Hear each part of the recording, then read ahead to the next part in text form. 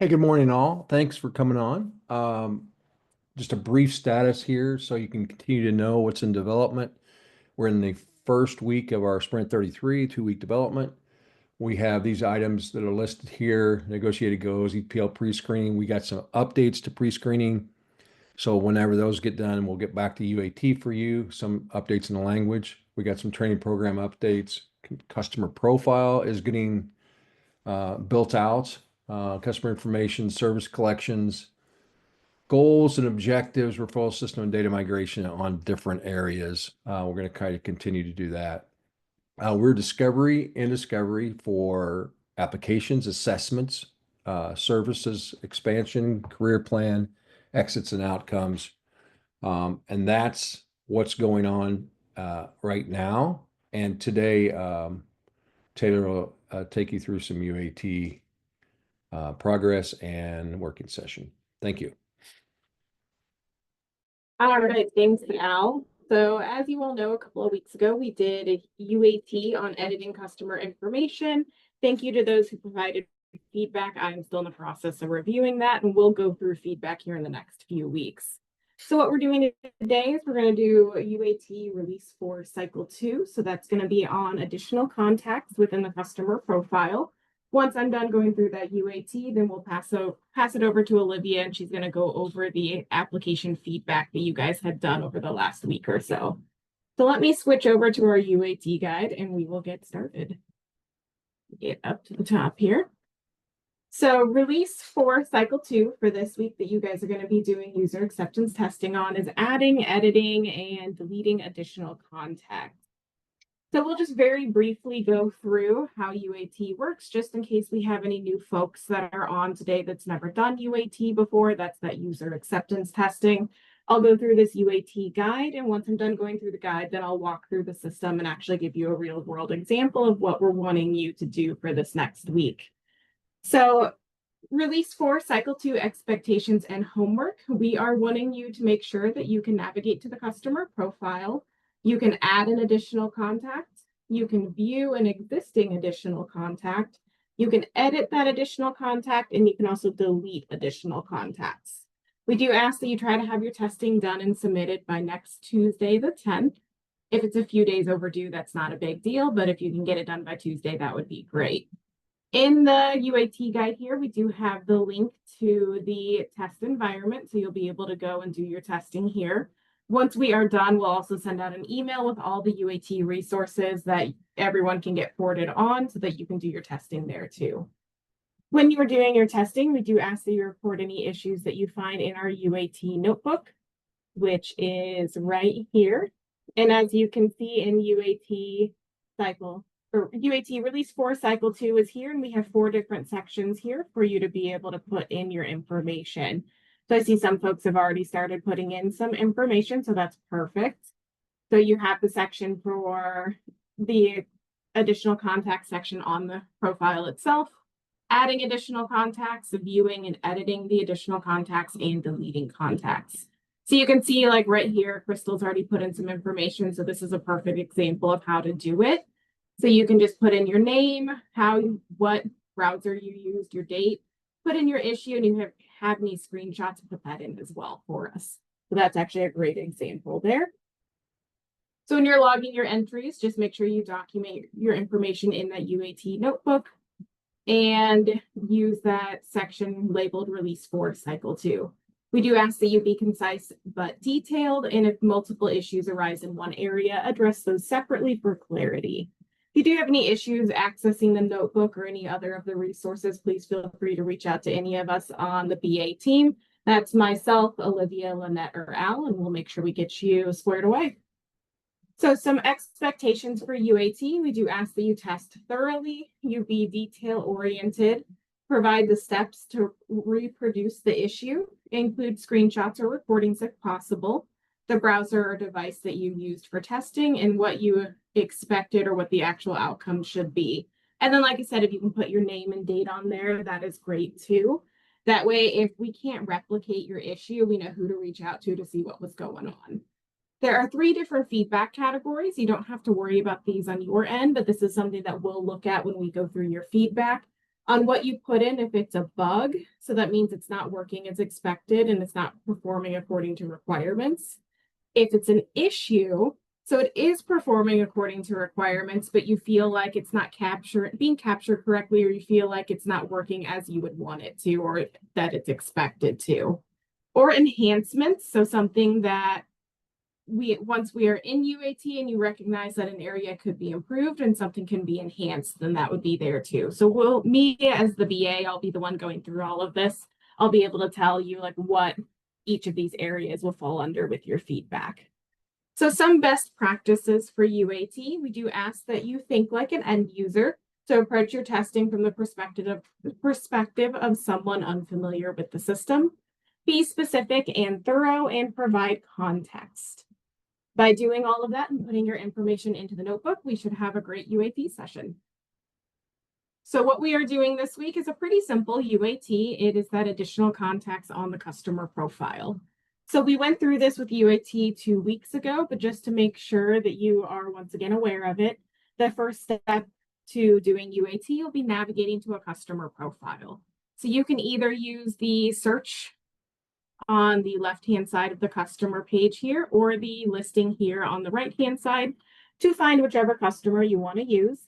To get to this page, you'll click the customer link at the top here, and it'll take you right to the customer list, or you can switch to the application list, and then just search your customer. We did UAT a few weeks ago in editing customer information, so those of you who participated in that UAT, you likely already have a customer that you created. And you can use that customer for this UAT, or you can create a new customer by clicking the Add Customer button, whichever you would prefer to do. Once you do have your customer you want to work with, you'll click on their hyperlinked last name, and that will bring you to the customer profile. Once you're in the customer profile, you're going to see a bunch of different sections and a bunch of stuff here. We're going to ignore everything on the customer profile except for the additional contacts section at the very bottom. So you're going to scroll to the very bottom of the customer profile, and you're going to see additional contacts here with a table and a button that says Add Contact. This table will have a few different columns here that you'll be able to see information in. If there is no contact added, then you will have a message here that says no additional contacts have been added for this customer. So I just want to review this section here, and as you start adding contacts, they'll be displayed in this table. When you are ready to add an additional contact, you'll click that Add Contact button, and it's going to bring you to the Add Contact screen. On here, you have several different fields you can fill out. The first name, the last name, the phone number, if that phone number receives text messages, and the relationship are the required fields on here that must be filled out to add an additional contact. You do also have the opportunity to add an email address, a physical address, and any comments that you have about a customer as well in here. So once you fill out all of your information, you can click Save, and that'll save the additional contact to that specific customer in the customer profile. If you want to exit out of this Add View without adding a contact, you can click the Cancel button, and it'll cancel what you're working on without saving anything. Once you have your contact saved, they will now display in that table on the customer profile. So you can see here, I've got a customer right here with their information. If there is anything that you did not fill out, like email, it'll just show as an NA. So the next thing we would want you to do is view that contact that you just made. In order to view a contact, you're going to click on their hyperlinked name. Once you click on that hyperlinked name, it's going to take you to the view page. So that'll just have all of the fields here that you can view for any particular reason. If maybe you need their email address or their full address, or you want to view comments, you can do all of that. After you're done viewing your contact, if you do not want to make any changes, you can click the Back to Customer Profile button, and it will take you back to that customer's profile. If you do want to make any edits to the customer, then or the contact, you'll be able to click the Edit button, and that's going to open the edit mode. Once you are in edit mode, it's going to have your edit additional contact with all of the information that you have previously filled out already populated. From here, you can make any changes that you need to make, whether that's updating a phone number, adding an email, changing the relationship status, changing comments, whatever you need to do for that additional contact, you can do at this time. Once your changes have been made, you'll be able to click the save button, and then it'll save all of your changes, and your changes will display here in the view page, and it'll also display here on the table as well. If you want to cancel without making any changes, you can click the cancel button and you will be taken out of the edit mode without making any changes. And as we know, sometimes you may need to remove an additional contact for any reason. So if you do need to remove a contact, you do have the option to delete somebody out of the system.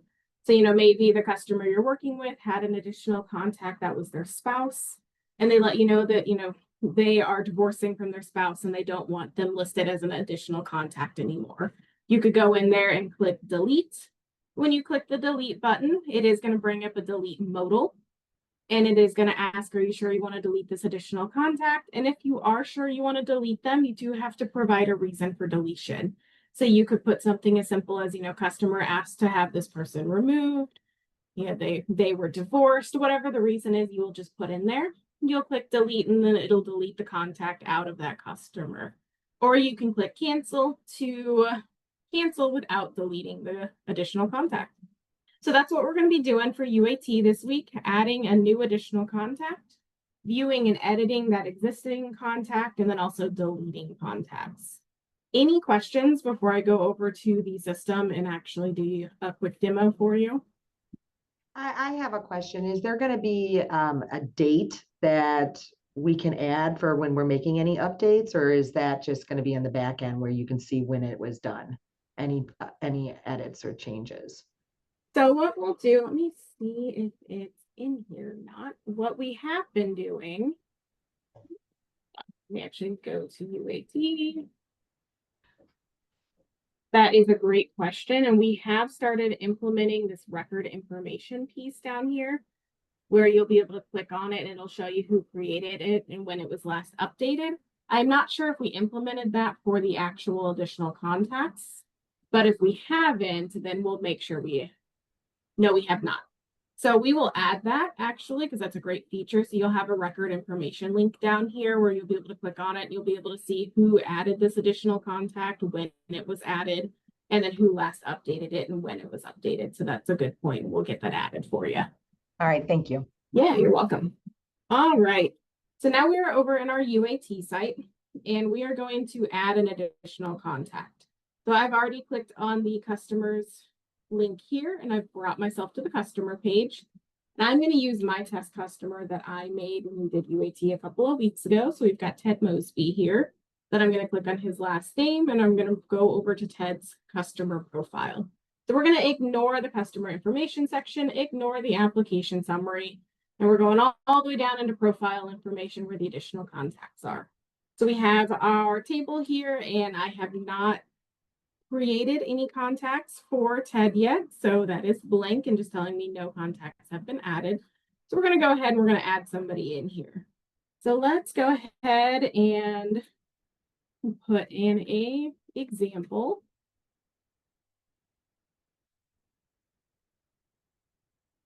And you can put in an extension or not, depending on what type of additional contact you're putting in.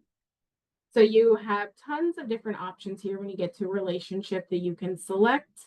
And we also have an other here at the bottom that you can do as well. So if you have somebody that doesn't fit the parameters above that you're adding as a contact and you want to put them in, and maybe it's a parole officer, or maybe somebody from a group home or something like that you want to put in, you can still put in that relationship. So we're going to go ahead and fill everything out here.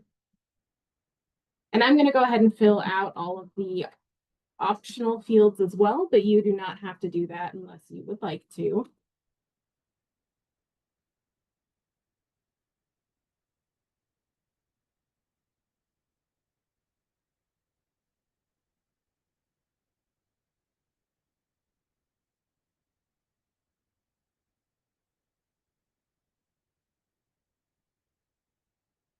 And then we're going to go ahead and click save. When you click save, it is going to ask for you to confirm your address. So it's going to show you what you entered and then what the system recommends. You do not have to go with the recommendation. You can stay with what you entered. It's completely up to you.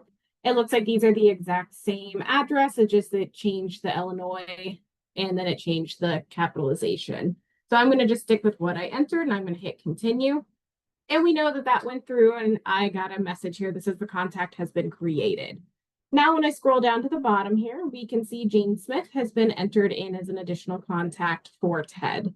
So now if I want to go in and view Jane and look at some more information, I can click on her hyperlinked name and it's going to bring us to her view page. So from here, I can see all of the information I put in, their name, their relationship, and you will note that since I did this example as an other, it does tell you what the other is that you entered here on the view page so that you know it was an other relationship and what it was. Phone number, receives text messages, email address, and comments. So maybe I come in here and I say, hey, Jane has a new email address that you need to update. So I can come in here, click my edit, come in here and make any edits that I need to make. So we would change her email. Example, and then we can go ahead and click save. Now I can see that updated email here. And then when I go back to the customer profile and scroll down, I can see that updated email here. So in the next instance for deleting an additional contact, maybe Ted gives me a call and says, hey, I'm off of parole. I no longer have a parole officer. I did all the things I need to do. I no longer need Jane on there as an additional contact. Can you please remove her? So I could go in to Jane by clicking her hyperlinked name, clicking the edit mode here, and then going to the delete button at the bottom. That's going to bring up that delete modal. And I can just put in like customer requested this contact. And then I hit delete. And now we know the deletion was successful as well, because you'll get that message up here that said contact deleted. And as you scroll down here, now we can see that that customer additional contact is no longer in this table because that was the only contact. Now we're back to that message that says no additional contacts have been added for this customer. You can add more than one contact to a customer. So if you want to add a few different ones and try some things out, you can do that as well. But that is how you're going to add a contact, view a contact, edit a contact, and delete a contact. So that is what we'll be doing for UAT. Can I ask a quick question? So contact information is not going to be required no more? Because if the purpose of contact information back in that I remember was in case we can't get a hold of the customer, we could call the contact. So is this going to be a mandate where you have to keep a contact person in there? Because what you just did, you took out the contact. That is a good point, Robert, and we will definitely look into that. So at this stage, this customer is not a WIOA customer yet. They are just, a self-service customer. So you can add an additional contact if you happen to have one, but it's not required. However, if they start getting into that WIOA application and they're having to go through that pre-screening in their application, Olivia, correct me if I'm wrong, but there is an additional contacts. Yes, so Olivia just said in the chat, the contact modal will be reused in the application. When they get to the application, it will be required for them to at least enter one additional contact. And at that point, if they have an active application here, they have to have at least one additional contact here. So like it would not let you delete that one contact at that point. But if they're just at this stage where they're a self-service customer and they have not started anything that way, then they would not necessarily have to have one. So you could delete it at this point. But as soon as they have an application, they have to have one contact. So I have a question. So when a staff person's putting in the customer profile, that's like the first step that they're putting in to then go ahead and add an application. They can just do the contacts here and then it'll pass on over into the WIOA application as is. Do they have to as is then? And then if there is any changes to those, they would go and change it in their profile or they change it in the app? So it'll work both ways. So if you have added a customer additional contact before they completed an application. Once you start that application, then it'll pull that contact into the application. If they have not added an additional contact here when they start their application, when they get to the additional contact section of the app and they fill that out, it'll pull and it'll show here. And they can change it in the app at any time. So if they change it in the app, it'll change here. And if they change it here, it'll change it into the app until that application is certified. Once that application is certified, we don't make any changes to the application itself, but you can still come into the customer profile and update any additional contacts at any time so that you always have the most up-to-date information for that customer if they do have any changes. Okay, so by and large, staff just thinking, you know, how staff would react to this, if they're creating a customer profile, they're more than likely not going to add the additional contacts in until they know that they're going to be moving forward with an application. Yeah, so it's an optional field that you, an Sure. optional item at this point.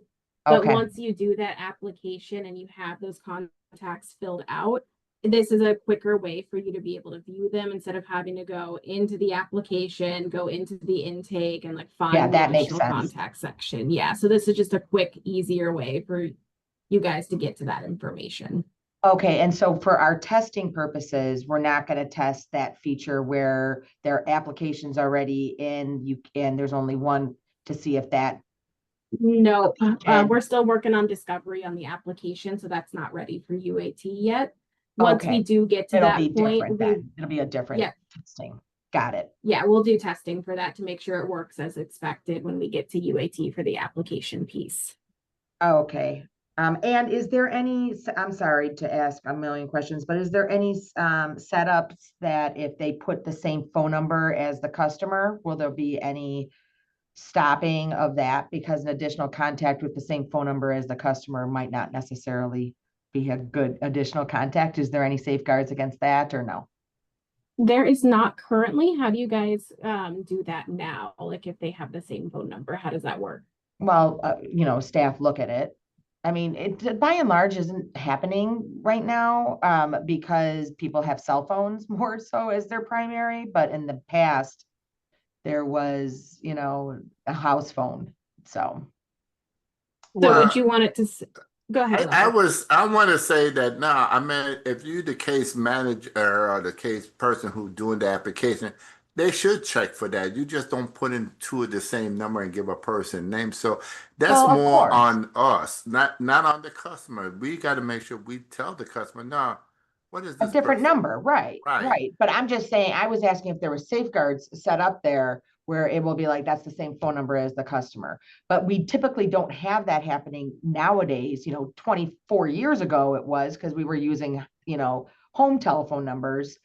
But now a lot of people have cells, so you typically doesn't happen, but just wanted to see. Lisa, if there But was in rare safeguards. instances, it I still could. do have a question though, because the system could put up like a safeguard that says like, hey, you Mhm. can't use the same number associated with the customer. But what about youth who might not have their own, like they might use their mom's cell phone or they might have like a landline and that is what they're using? If we put that safeguard, then we prevent you from getting mom and the same phone number because it's already being used. Is that a situation we could run into Then where maybe, child and you- mom have phone number? maybe Could the you just- safeguard would then be the email address has to also be added. I don't know, just throwing that out. Or just as a happy medium, maybe until we, figures, or until we come to a consensus.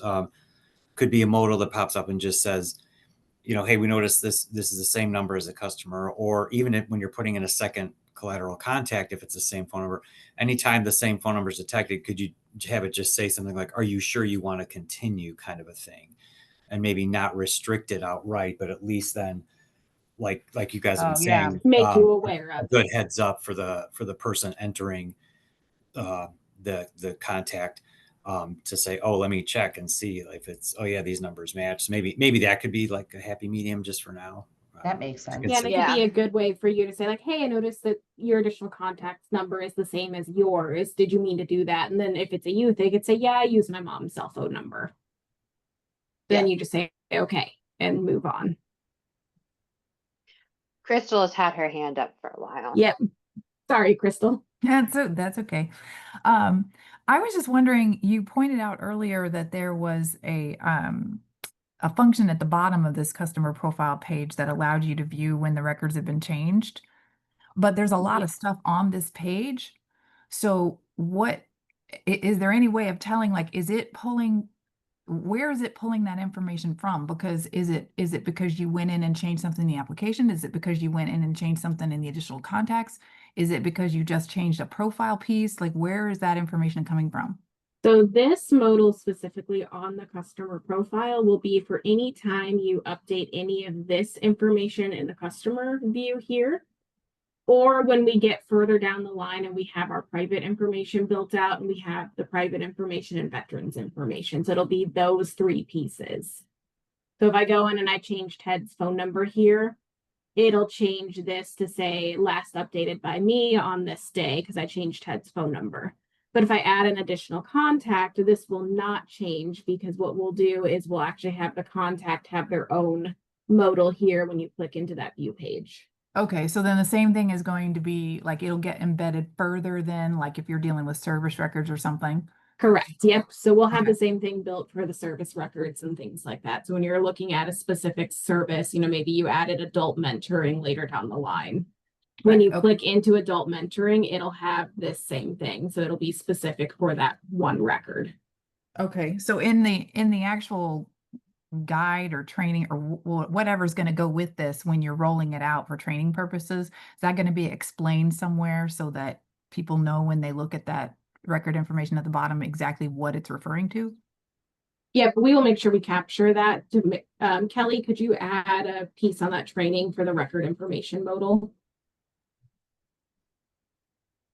So we just make sure we do the correct. Yeah, so you know that when you're viewing it, and it does say this one's not great because it's pulling the nickname right now. We actually have a card out to fix that. So when you click on it, it will show you like record information and it'll tell you what the record is. So this would say like Theodore Mosby. But if I'm in that additional contact and I had Jane Smith still here, when I click record information, it'd say record information, Jane Smith. Oh, Or if okay. you're in that service, it'll say record information, adult mentoring. Okay, I see. So it will tell you what you're looking at, but we'll make sure that there's training around that as well, because it's still a little confusing on looking at this when it's in multiple different areas. Right. Okay, that's great. Thank you. Perfect. So I made a note about that additional contact with the same phone number, giving you just like a check that says, hey, this phone number you entered matches the customer's, phone number. Do you want to proceed? Yes or no? So you can click yes and save it if that is the right instance. Or, if not, then you'll have to enter a new phone number. So I've got that captured. Any other questions or anything from the group? Just a quick clarification. I think I might have missed it. That at the bottom, when you clicked on that modal for the customer info, so that created by and created on, that's the actual creation of the customer record, right? Correct. So this would be who created, and I know right now it looks a little funky because it has this placeholder in here because we're not logging in yet. But once we log in, whoever did that very initial add customer, and we added that customer here and went through the create customer profile. Okay. And I created Ted there. When I click on that, it would show that I created Ted Mosby and have my name here on the date that his profile was created. And then anytime any of those items on the profile are updated, this will be the piece that changes. Perfect. Thank you. Yep, you're welcome. Anything else? All right, so that is what we'll be doing for UAT over this next week. I'm going to stop sharing my screen and I'm going to pass it over to Olivia, who has some application things she'll be going through. Thank you, Taylor. And thanks for everybody who took time to go through the eligibility flow. So we had those linked on the Miro. Crystal, I did see your comment and got it updated. I was missing the no in that arrow. And then I did get some emails and I got some replies back out to those. I do have a couple more questions, but before I dig into things, I do want to open it up to see if anybody has any comments or questions to responses I sent, or maybe we're holding some of their review stuff to discuss today.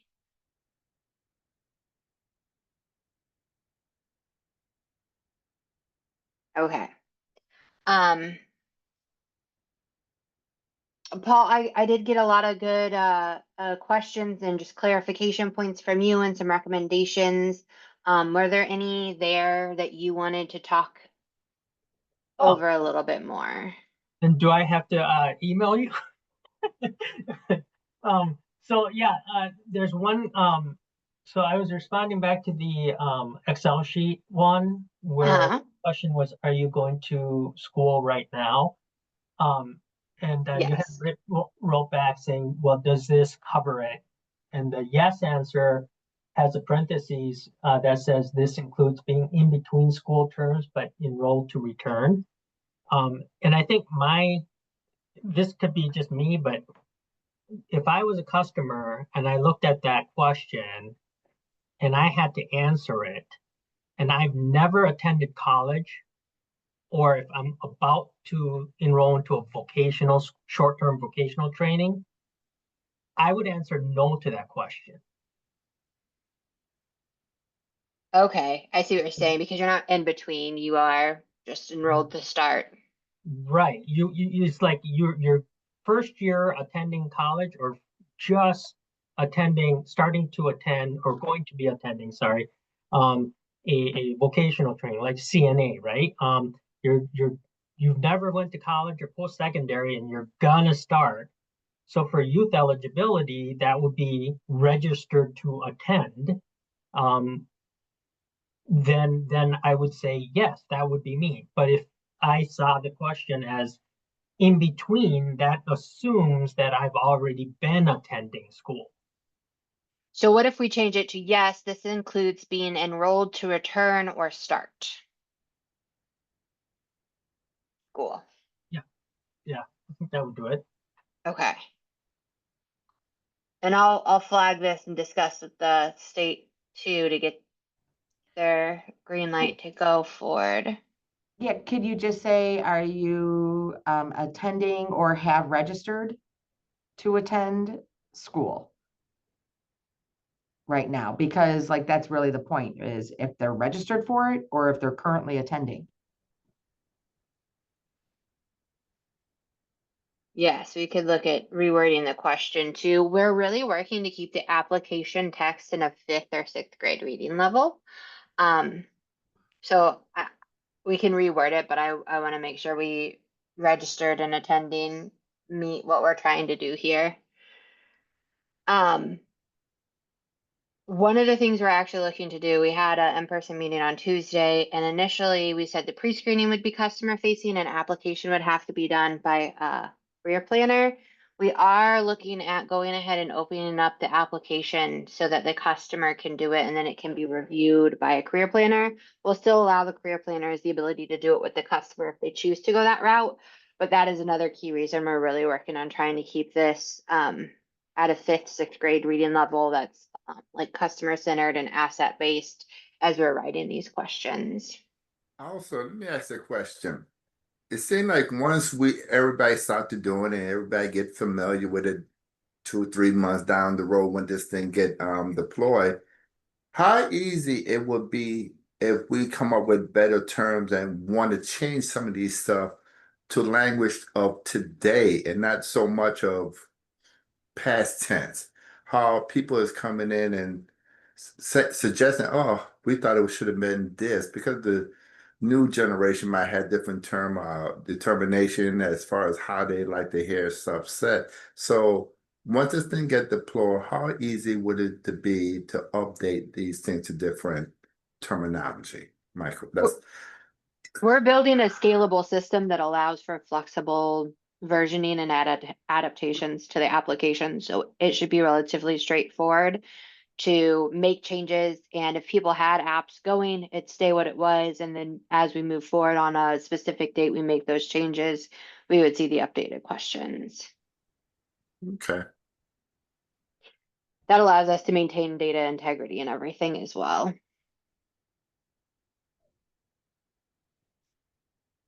And I flagged those questions, so we'll definitely take a closer look at those. Any other ones, Paul, on what I had sent you back? I think you got most of it. Okay. You had to check back on a couple of those with the state, but Yeah.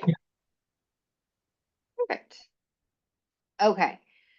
So we're still focusing on like the intake process, and I want to walk through some things with you guys because we met on Tuesday and we're really like trying to get this process finalized. And so we want to expand the intake of the customers into the system. So we're pretending our customer is Maria, and she walks into the front door. And one of the things we're wanting to do with the create customer profile, right now we had the customer profile created as if Maria had walked in and somebody had already determined she needs some kind of WIOA service, whether it is a non-enrolling self-information only service, or she's interested in enrolling services and needs to move through the entire intake process and get enrolled. At that point, we would add Maria into the system. So a lot of work was being done, like a sign-in sheet, having those conversations to determine what she needs outside of the system. What we would like to try to do here is expand the create customer profile list to include some like sign-in sheet initial desk aid type questions that would allow us to start tracking who walks into the system.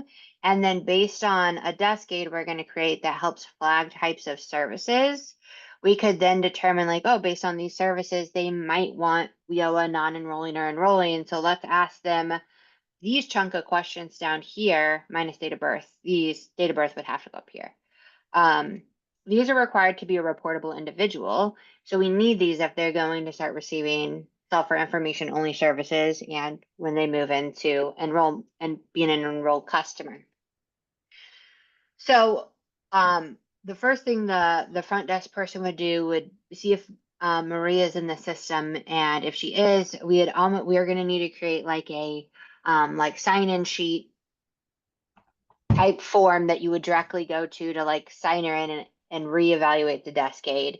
If she's not in the system, then you would add Maria as a new customer and essentially move away from having to have like sign-in sheets and things like that. You could just enter her in the system, and depending on what she's wanted, saving that record to work as a way to track who's coming into the offices. So we know we would need these, and then I'm going to open up because what we really want to know is like, what other things would you guys need to track of just general people coming into the office, regardless of if they're going to get service or not, so that we can build this out to support that? I have a question about this. Yeah, go ahead. So this is for, you know, I'm purely looking at this at the AJC perspective. Mhm. Customer enters the AJC to file for unemployment. They get entered, or the customer enters the AJC to meet with a partner, or a customer enters the AJC to come and use the resource center. All three customers should be entered. Yes. Is there buy-in? And I'm asking this from the state partners as far as at the local area level for them to have this happen. I guess my first question should be, is the front desk person the same person in all three situations? Trying to determine that. We don't have a front desk person. We have a resource center specialist, and we have a program navigator that is through IDES. So anybody, and the IDES program navigator desk is actually inside the doorway, and anybody that has an appointment with IDES goes to them. And anybody that doesn't have an appointment that's there for any of the other activities goes to the resource center.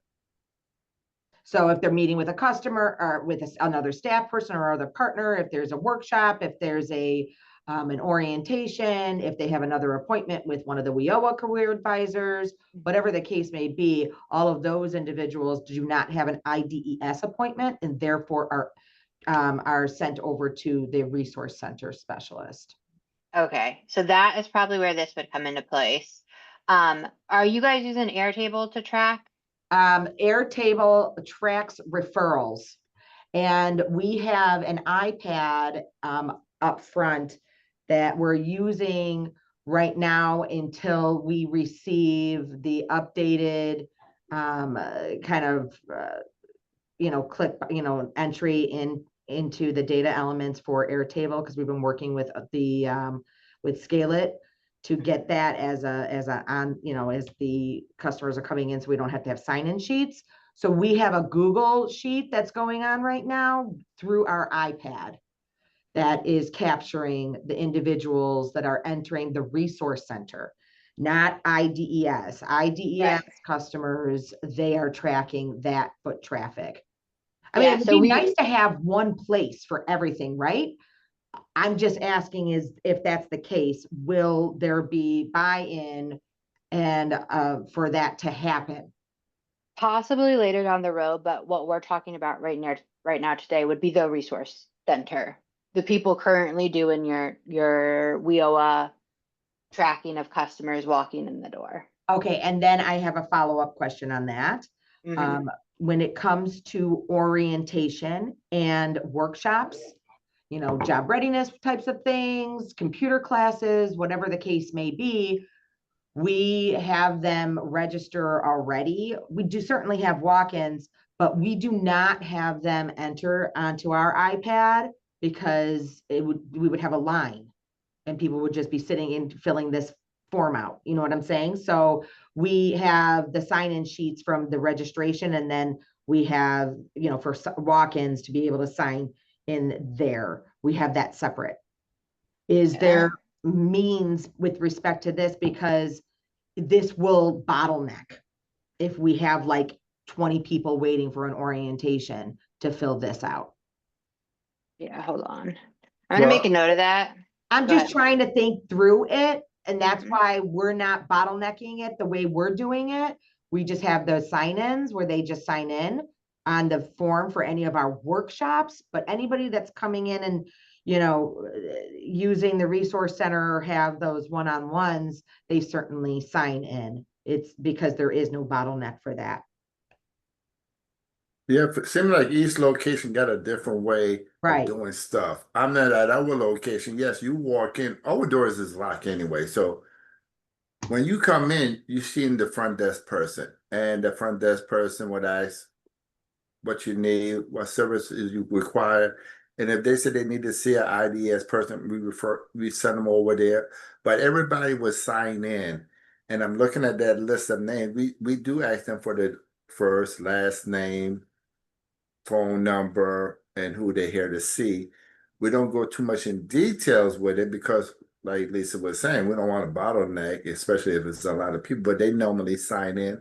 Then we take the sheet and then we enter it into IWDS, the people that came in. So we kind of got away from having people enter information. We had the form, fill it out, and we will enter the information. That's more of a faster process for us to do it, where we're putting the information instead of the clients. We used to Yeah, do that. so We in used to do this that too, Robert. process, this Mhm. would be, a client could not enter this in. This would be done by the resource room specialist, the front desk person. I know it's different in every area. But a staff member would be asking the customer this and entering it in. One of the things I'm just thinking, I'm thinking back in the day when we had the Great Recession and there was people wrapped around our building. Mhm. Would not work. It would be very difficult to get all of the customer information and then entering it in. I mean, certainly we can do that after the fact, like you mentioned, but I'm just throwing it out there because Right now, it's not as bad, but back then we literally had people wrapped around our building. There were Yeah. hundreds of people waiting to be seen. And, you know, the process just simply wouldn't work in that respect. And I hope we never have that situation again, but I think we have to set up some kind of safeguards to ensure that when there's a busy season, because there's different types of, you know, parts of the year that it gets busier. We might want to look at the process, how it's set up based off of the busiest time. Yeah, and I think that's a good point. So as we're thinking about like what kind of data we would want to collect, we want to make sure that it is a high priority that we are requiring it for collection and trying to minimize the amount of questions that we're asking to just get them into the system to be helped to move on to the next step. Right. And so one of the things, these are just some like things we had flagged as potential that we want to talk to you guys and see if there's any others you'd prefer over that. These that are all yes here, these are like we're just required for like setting up a basic account. And then we want to have the desk aid to determine the type of support that they're needing. So the team is working on building that out, but essentially it would be not these items, but like here, you know, different ways that we can support you. What kind of support do you need? And they'd be like buttons that could be clicked as the customer saying, well, I need training and support services, and I need help with my resume. That they're just buttons you click to flag in the system what they're looking to receive. So that is also one that we need to be able to map a lot of the work we're going to help make this intuitive after they go through this process. I'm going to come back to these right here because I want to kind of highlight what we're trying to do here, like the why we think this could help customers and streamline things. So they begin creating that with the basic amount of information that we need just to kind of have like get them in the system so we can track who's coming in. Then the system is going to look like based on the desk aid where self or information or enrolling services selected. If yes, it's going to flag the reportable individual questions to create the customer profile. So if they pick something that is like WIOA specific, then we're going to ask those, like, I think it was 5 more questions on race, gender, or race, sex, ethnicity, disability status, and veteran status. And then the customer profile is going to be created. And what we want to develop is, this is a really, really rough draft. I need to get a lot of feedback on it. But the thought here is that when we create that customer profile, it's going to sync to their Illinois workNet account or create them a new Illinois workNet account to give them a path to access things from their side. And it will also include a link to a welcome page that was going to give them information on like, welcome to WIOA. Here's a welcome video on what WIOA is and how we can help you. And then give them personalized resources based on what they selected in the desk aid. So if they selected work experience or resume assistance, we can link them to the Illinois WorkNet resume builder, other resources, career explorations, link to career wages and trends, give them online resources that they can access on their own while they're waiting to meet with a career planner and move on to the next step. If they had selected some kind of service that is like an enrolling, if one of the buckets they selected linked, like we'll map them, and if they select one that's like employment and training, then we'll map that to know, hey, they would be a good fit. Let's just give them the link to start the pre-screening. So they can then choose to start the pre-screening on their own. And then we'll have the option for them, like if they want help, they can connect to, my images got kind of off-centered here, but they can, it'll default to the address we have using the zip code we have when they created their profile, and show them like, hey, you're right here. Here's your closest WorkNet center. It's 4.32 miles away. They probably already know that because they were there, but if they need help later and want to see, maybe they went to one closest to their work and now they're home, they you can go back and see where the closest one is to them or change their address. Like I'd rather do this somewhere like closer to where I work or whatever. They can use this to find their local worknet center to get help if they choose to do the pre-screening with somebody, or they can click to do it on their own and they can move directly into the pre-screening. All from just giving that information right here. And then we even want to build it out more after they complete the pre-screening. That's where I'm at on this, is if they get recommended based on what we collect in pre-screening, they could also then move straight into the application and allow for them to start uploading documentation for proof of eligibility when they trigger those specific items, so that the next time they're coming back, they can, they're either coming back because they need help with the pre-screening or application, or they're coming back because they need the non-enrolling services, maybe use resource room, or they're coming back to complete eligibility certification and get their application reviewed because they completed it on their own at home or in the resource room or wherever. So I have a question. yeah, go ahead. So orientation is essentially going to be built into this? Yes, so I'm sorry, I did skip that. So they get the welcome video and then they go to pre-screening, have intro into pre-screening.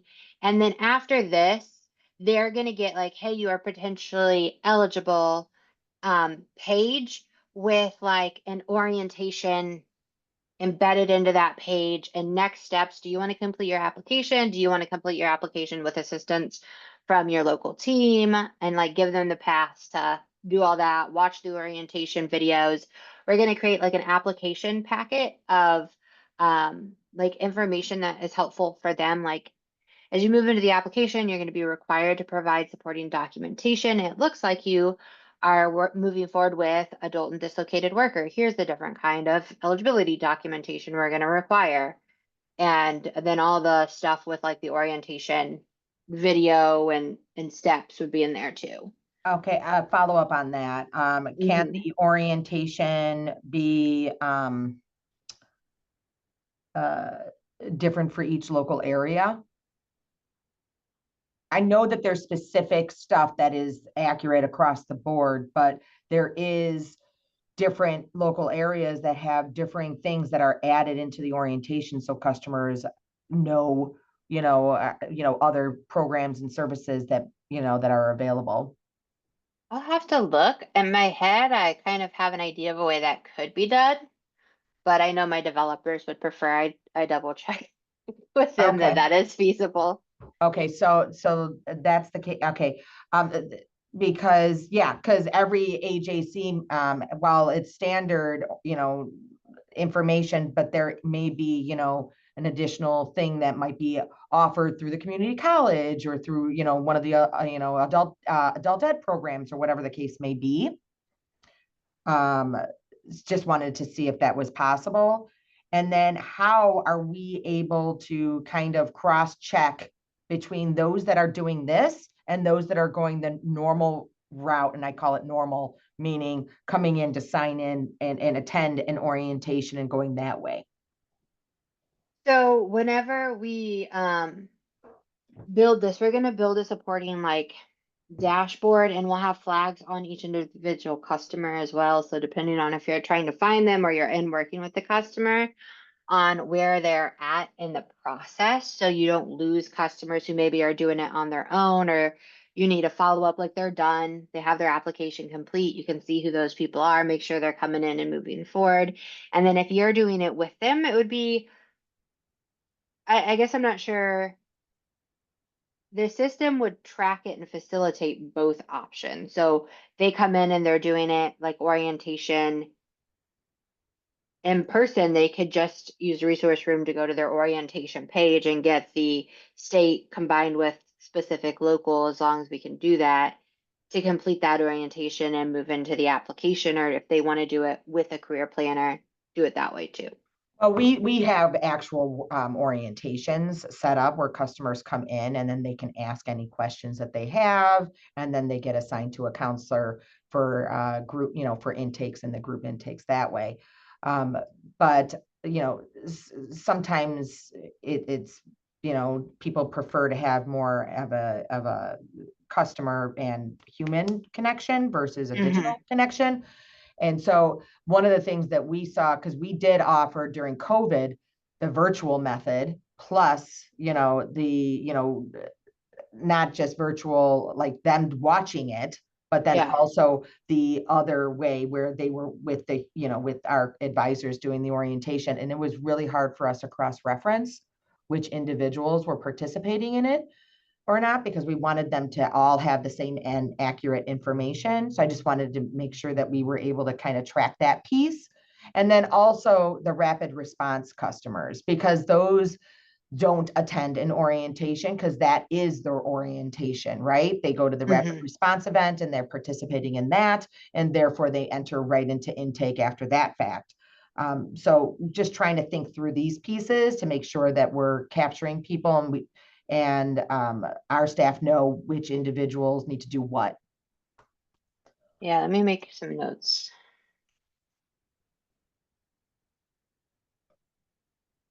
Oh, and one other piece. I'm sorry to talk a lot, but the part where you were mentioning, oh, you might be eligible, and this is kind of, and here's the stuff that, could you please add some language in there that will talk more about eligibility?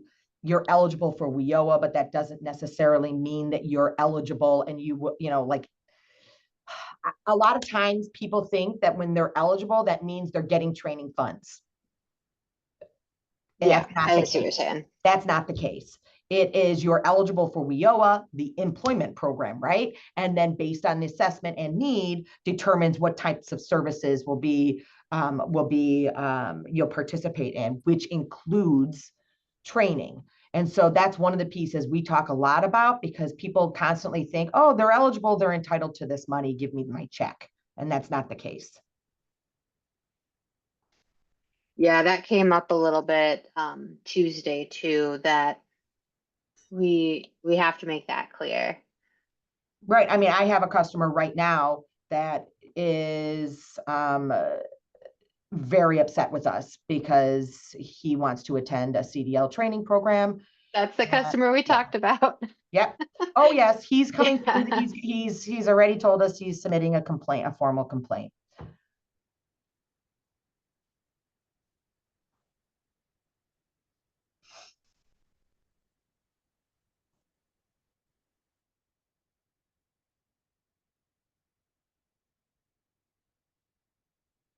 Yep. Yeah, we talked about that. I think I have it flagged later. I have a bunch of sticky notes over here. It's in one of these as we're talking about what kind of information to put like in orientation and welcome. Okay, so does anybody else have any questions or comments before we circle back? I wanted to show you guys the overarching, like what we are working to do here, so that we can kind of think about, okay, it might be a little work up front to just get some of these people in, but it can streamline the process for them getting online resources and access to just move into the pre-screen and application. Andrew, you have your hand raised, I see. Yeah. Paul, sorry. Yeah, I have two things on this flow. First thing is, if a person is able to, like, we give them the link and they go and they start filling out the customer info in Illinois WorkNet. Is there, I mean, like, so then they fill something out, but let's say they forgot that they had applied and filled out an application like, I don't know, a year ago, right? So then they start putting in the information, and a lot of their information has changed. And let's say, they used before they used, their formal name, but now they put in their nickname, right?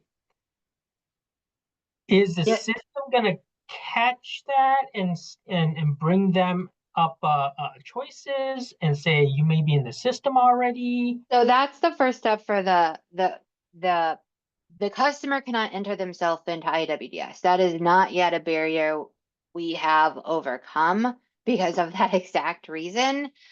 So that is why when they walk in the door, the front desk person, whoever that person is, depending on the local area, you have to complete the duplicate customer check. And that's where we're hitting the nickname database. We have legal names, preferred names, date of birth, and we have all that logic built in to catch those that should be caught there.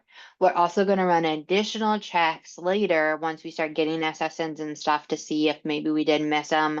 Maybe they changed their name again in that year. Now they're just completely different name. We're going to be running those kinds of checks, but it should be caught here. The reason it makes it hard to make it customer facing is because we can give a career planner all this information, but we cannot give this out to the public because we don't know if it's them or not. We can't show them other people's information. I do believe we'll eventually get to a spot where we come up with a solution for that. It is just not a MVP thing that we are working towards at this moment. We do have that the front desk person with access to IWDS 2.0 is getting them added. And then once that profile is created at this point, it moves on to the customer starts getting that access, and then we see the customer starting to take over by accessing the welcome page through the URL they get and completing the pre-screening at that time. Okay, so the customer, if they Google, workforce connection or whatever local area, and it says, hey, if you're interested, click here. So then that would give some sort of a notice to the local area, and then the front desk person would have to contact them and say, hey, blah, blah, blah, to check for duplicates in the system, and then send them the link. Not even quite that first part. We're not building something that says I'm interested and notifies the local areas at this time.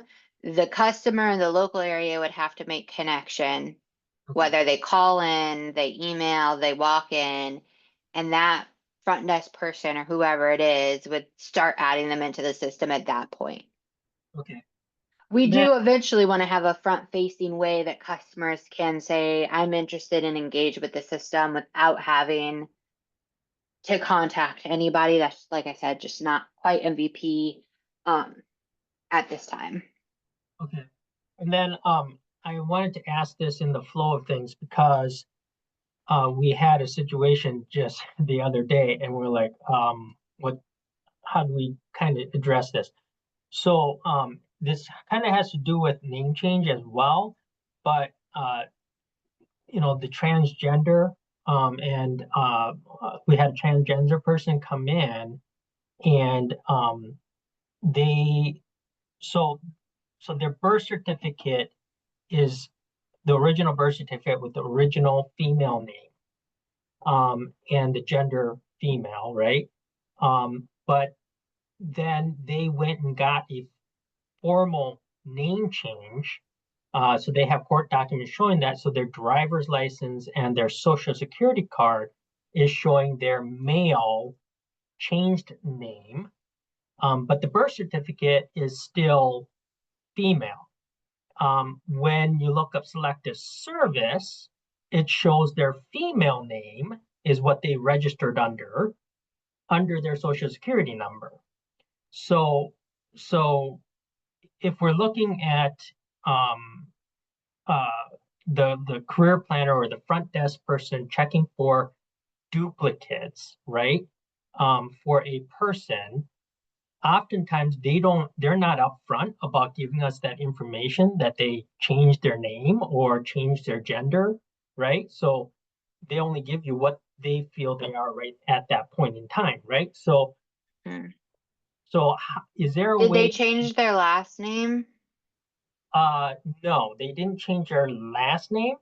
So we should still catch that based on last name and date of birth matching that customer. Okay. The way that the duplicate search is set up now, it should catch as long as the last name and date of birth were typed in correctly. And maybe they told you that their name was Bob Miller, and you put in Bob Miller, March 7th, 2000, and you say like, oh, well, I don't see Bob Miller, I have Olivia Miller, I have Jamie Miller, I have Dan Miller, and they could be like, oh, well, I guess I was Olivia Miller at one point in time. Okay, so then the question becomes, like currently in IWDS, right, you would put in the gender at birth, right? The way we're doing it in IWDS 2.0 is you put in sex assigned at birth. Because Okay, sex we're assigned. working, yeah, I think there's been talks to work about like do the selective service and getting a waiver. That is really the only reason we care about what somebody's sex is because we need to know if we're trying to determine eligibility based on being selective service compliant.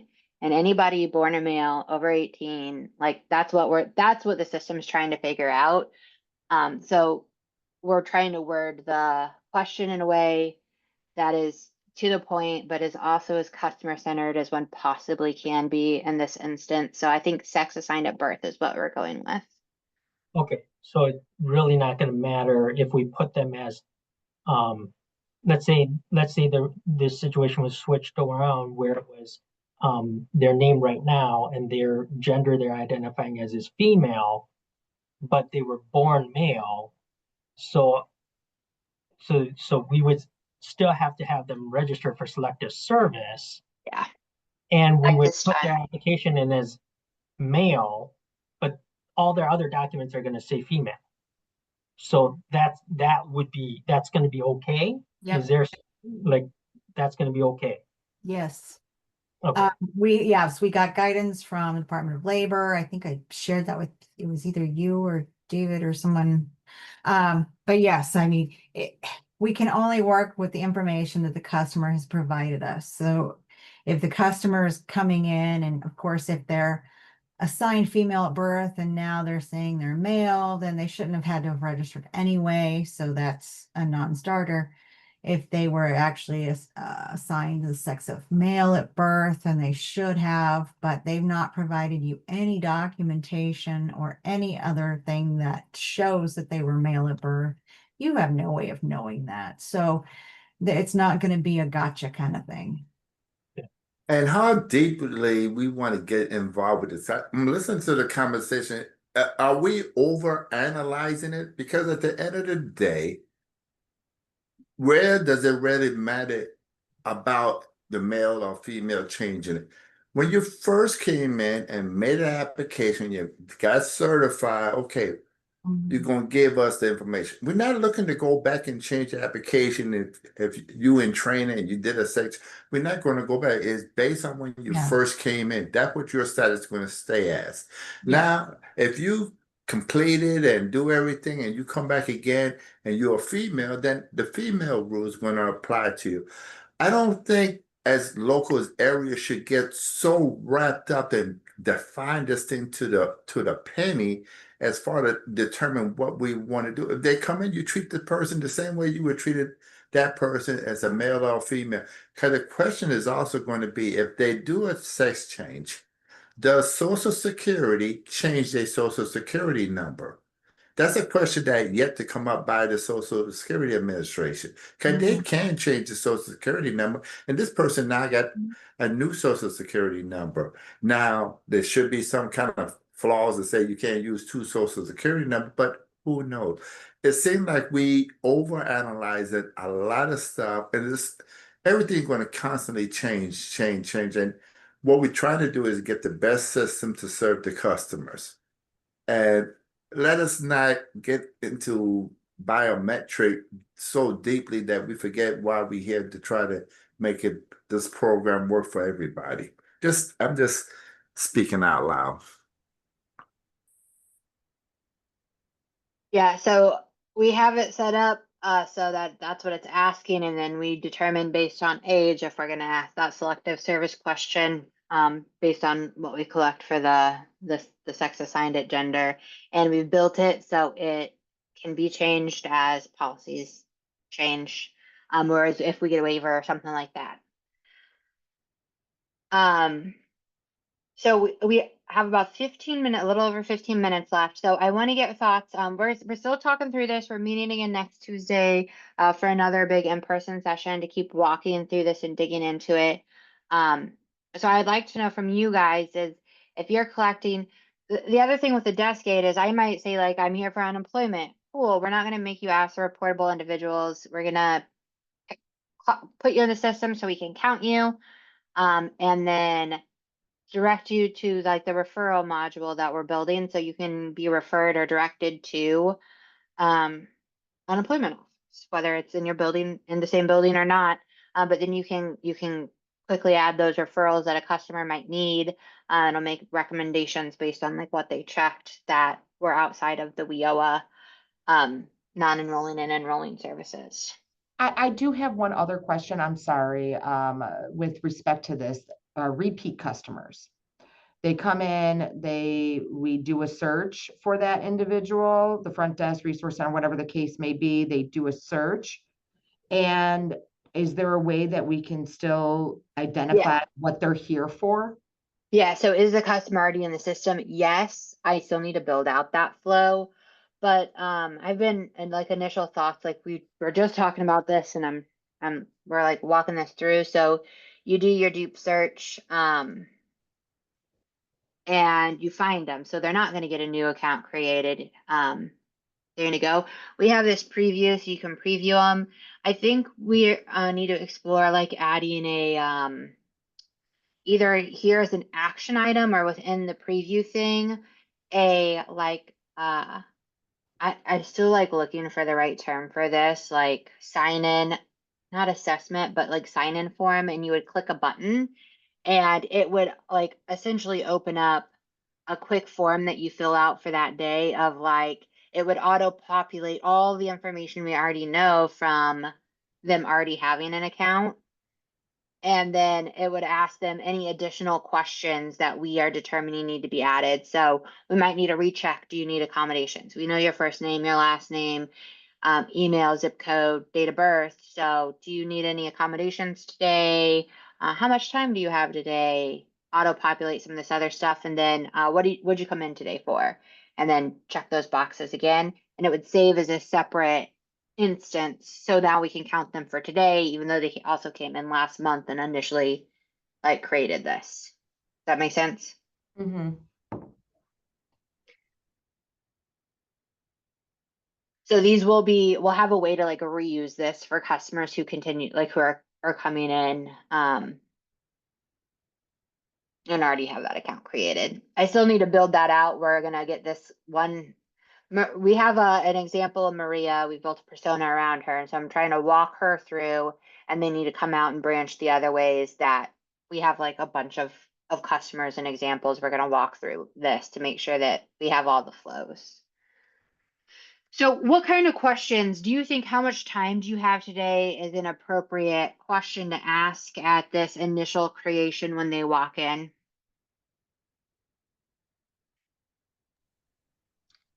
I don't know if that's necessary.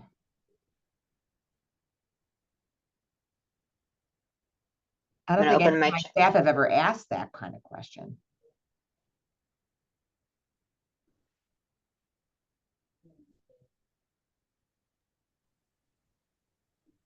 Okay. Anybody else? Is that question to see if they have enough time to fill out what they need to fill out? Yes. Yeah. So maybe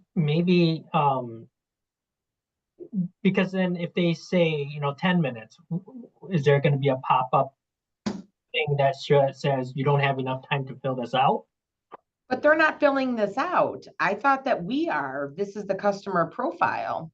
Yeah, so this is more to determine how long they're going to be able to be in here, to how you can best serve them. If they're like, well, my mom dropped me off, she's going to be back in 3 hours. You might be able to do more with them than if they're like, I got to catch my bus in 30 minutes. I just look at this as if we have peak times where customers are just filling out a piece of paper, that information is going to be moot because we're entering it after the fact. Right. So maybe don't need this one then. I don't think so, but I mean, whatever the consensus says, obviously. I feel like I have two things to say about that. One is that I sort of feel like that's a turnoff immediately.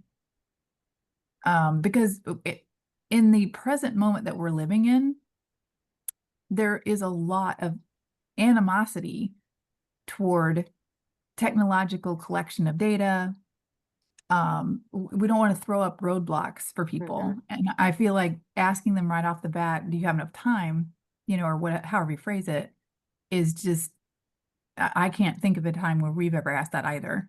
I just feel like that's a big fat negative, but that's just my opinion. And the other thing that kind of concerns me about looking at this flow is if you have a person walk in, you don't know who they are or anything about them, they walk in and the first thing that you do is to try to get them into the system and do a duplicate customer search, and then you refer them to orientation stuff or give them information, whatever afterwards, it almost feels like it's backwards.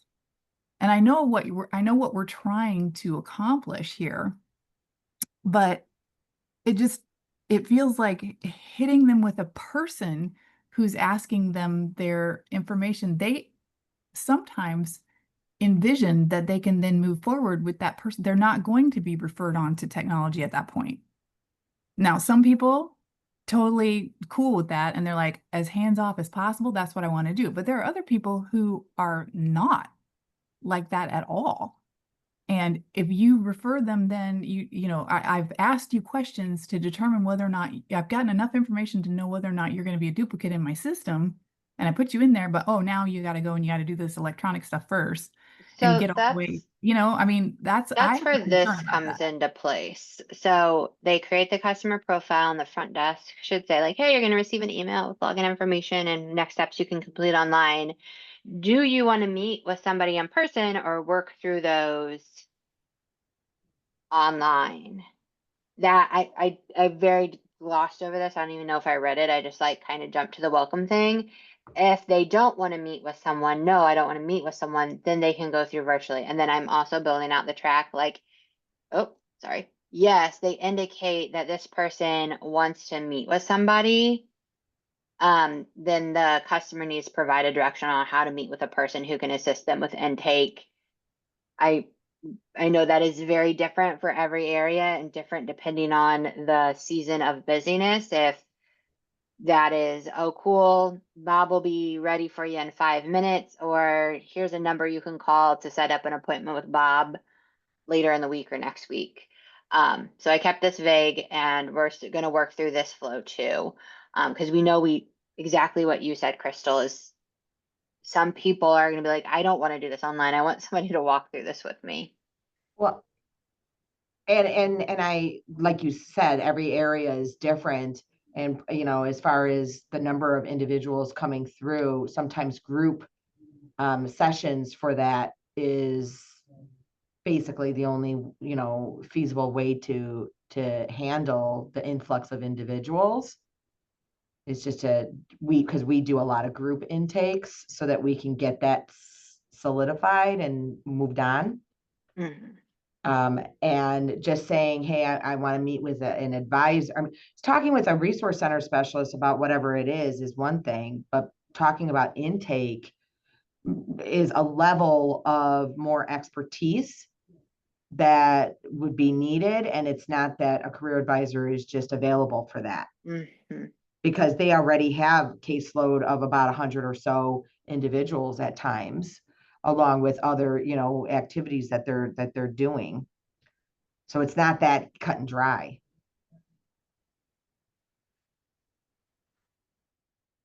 Crystal, now that I highlighted this is like a thing, a part of the process, I want to get your thoughts on this. Like, do we need to elevate this more too? Like, it's not just you collect their information and send them on their way, but there needs to be that conversation of like, how best are they going to be able to go through this, whether it's online or doing it more along the lines of meeting with, maybe having more of a conversation with their research room specialist and then getting set up with the career planner.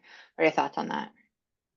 Well, I think, I mean, I totally get why we're mapping it out and everything. I just think that when we are, maybe there needs to be some very clear information, training wise too, in how you Mhm. approach this. Because you don't ever want a potential participant coming in thinking that they're being short shrifted somehow. Right. And I also know that there are plenty of people out there who get a little annoyed when they're passed off to multiple people. You know, Mhm. they walk in the front door and they think, I'm going to get help right now. Now, whether that's they think I'm eligible, I'm going to get training dollars, just hand me my money, or whether they think the person they see is the person that's going to be the person they talk to forever. I mean, there's all kinds of different scenarios that are running through their heads. So, I mean, Right. I think how this is presented, because in most areas it is different, and all of us across the board are using some kind of, sign-in process that is not necessarily putting someone into IWDS as the very first thing. And this is different. So we might need like as part of like the page where they get this and running the like duplicate customer check and getting them into the system, like we're gonna get some basic information to get you into the system to determine who we can direct you to best. Giving the customer the context up front before they start asking them all these questions. And Yeah. then saying, okay, now you're going to somebody else or go do this online. So they're not like caught off guard after telling all this information. Right, because it becomes a situation of semantics, right? So if you Mhm. just give them the URL or whatever, you're like, hey, this is a way that you can get going really quickly. So here you can be totally in control of that part yourself, or whatever you say to them has got to be issued in a training situation that lays it out for everybody who touches that customer, because we're supposed to be doing this customer centric thing, right? And so everybody, even though we all are doing things a little bit different, each step of this flow has got to have some kind of guidance with it, so that we retrain ourselves in how we discuss the process with the person walking in, so they don't feel short shrifted, so they don't feel passed off, so they don't feel like we're just shoving them into technology instead of an actual person. Yeah, I think that's a very good point. It's gonna be right here.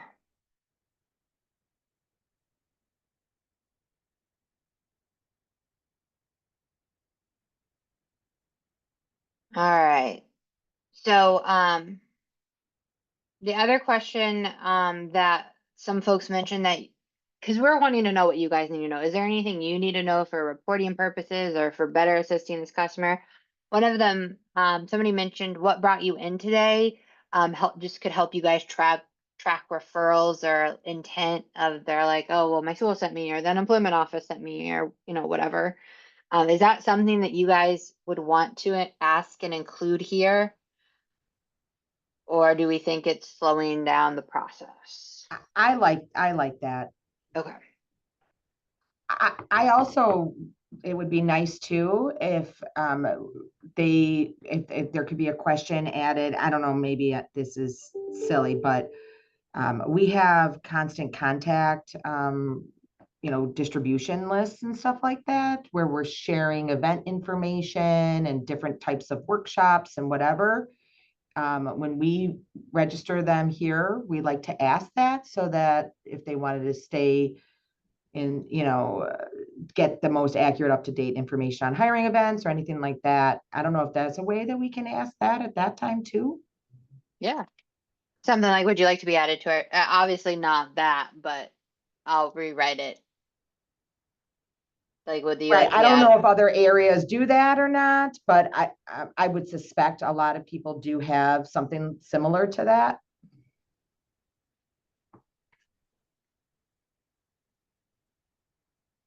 Thoughts from others of if you would want to know if this person, like a checkbox, almost sort of like that you would check, like, I want to receive notifications about events and news in my Yeah. area.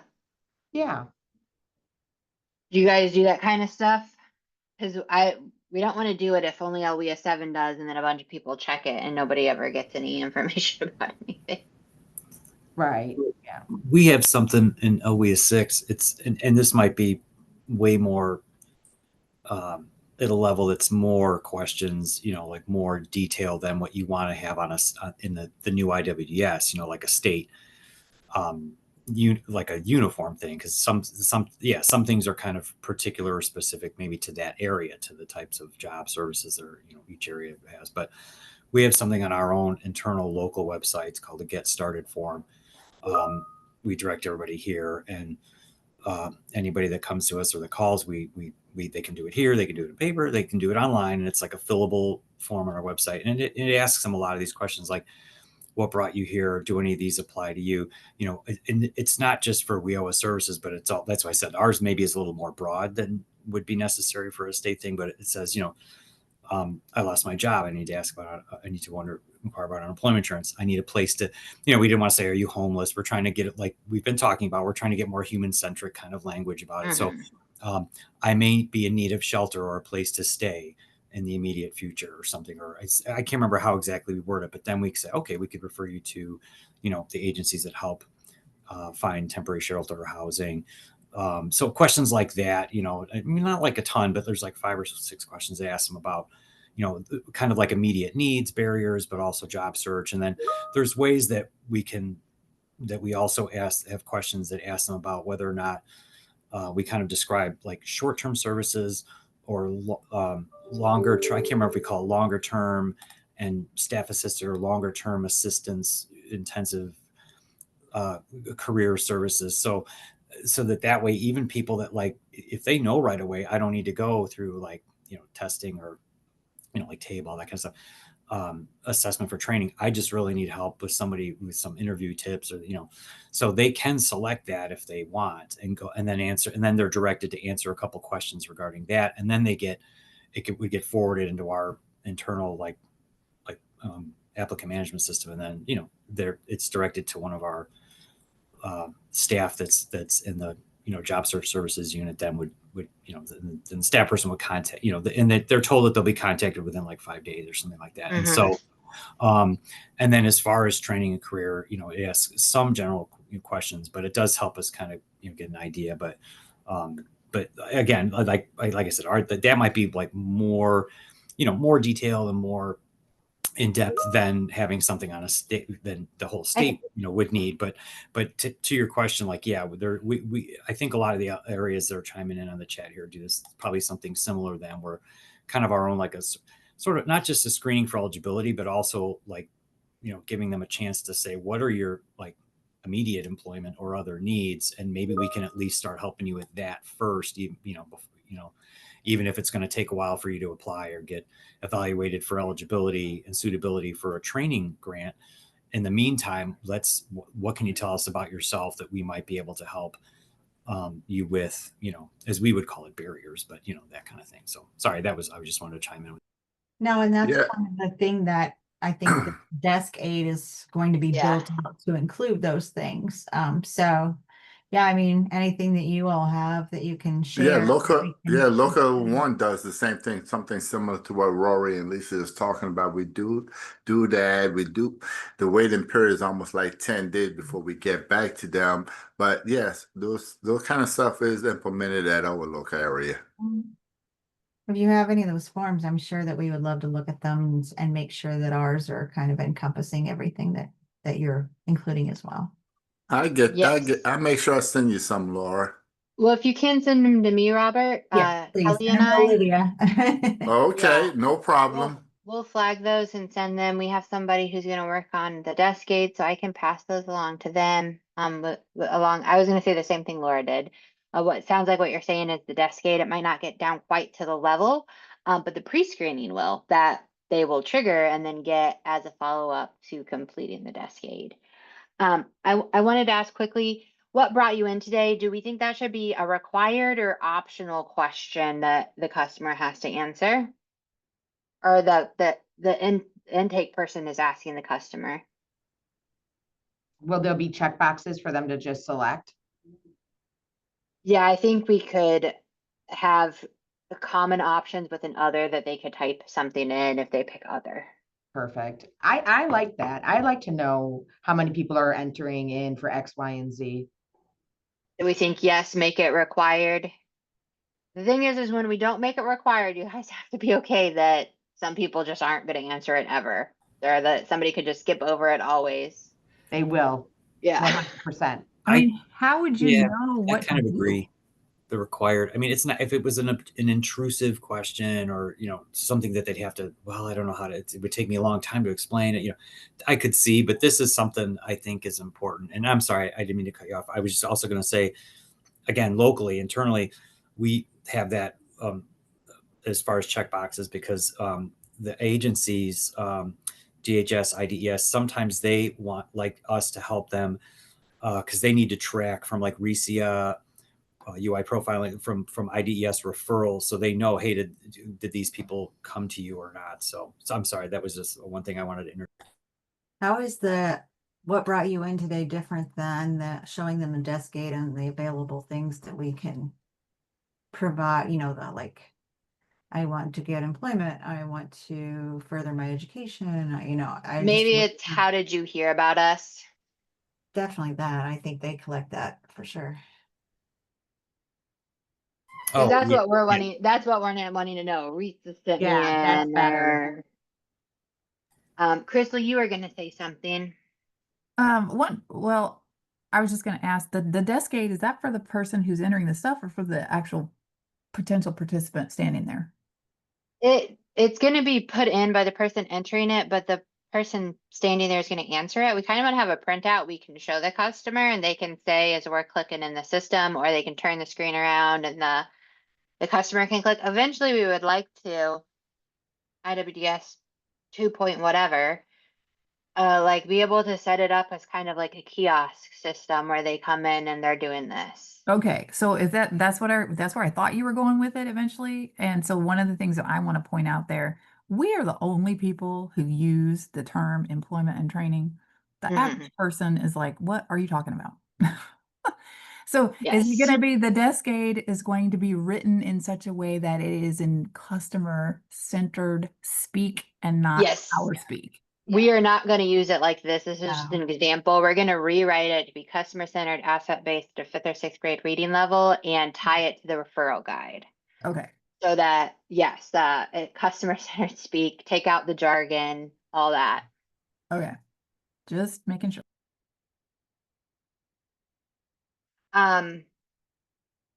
So require, how did you hear about? Would you like to be added to our list as not required? Because it's really like you check a box or you don't, so we're not going to require they check the box. Do you think, how did you hear about us? Is that a high, medium, or low priority for you guys to have?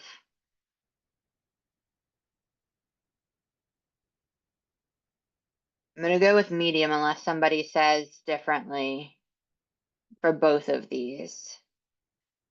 We're still gonna get them. We want to kind of flag some of this stuff. These two things we're going to populate on the back end. So the AJC, as whoever's logged in adding this, is going to have offices tied to them. We should be able to auto map all that. We'll have to think about how that'll be done for people who might be at multiple offices. But that's something we are looking to auto populate. And then the same with the date that it was entered, whether you're entering the whole record or it's already an existing customer and you're like re-adding the intake form. Or not intake, oh, we need to come up with a term for it. But whether you're like adding this as a whole new record or the customer already lives in the system and they've just come in again and you're just re-adding the data, we'll timestamp it on our end. So neither of these are required just because they're going to be auto-populated. It's not going to be something we ask the customer or somebody to do. Okay. We are over time. What I would like to do, I have 2 things I would like you to do. If you think of any other items you want to ask, please email me them so I can put this on here and we can talk about them next week. If you have any examples that you can send us for things you're like asking customers to get them like added into the system, please send those our way too so we can take a look at those. And then the third thing is to complete your UAT homework that Taylor provided information on today. And if there's any other staff in your office that you want to do that, please forward that information on along with the recording that Kelly will be sending out to them so that they can get that done. We will continue our conversation with this application stuff next week. As you can see today, we're still like working through all this at the state level and want to keep getting it in front of you. So as we're moving things forward, we're getting your guys' input as well. Any comments or questions before we close out this morning? This afternoon almost. I would say, Olivia, the only other thing we need to find out if you all are closed in your local areas for Juneteenth, because that is a Thursday. We were wondering if we needed to look at canceling the local session, if you would all be off, or what that looks like for your different schedules. Yeah, go ahead and type in the chat real quick if your office is closed. I see 11 is closed. Type if you're closed or you're open, just put it in the chat so we can kind of get a sense of what's going on. 14 closed, 18 closed, 3 closed. All right, it looks like we're going to go ahead and cancel for the 19th. So far we have, I think, only one that says they're open. So we'll plan on canceling that session, but we will still be meeting next week on the 12th. Thank you all so much for your time today. I hope you have a great rest of your day. Thank you. Have a great day too.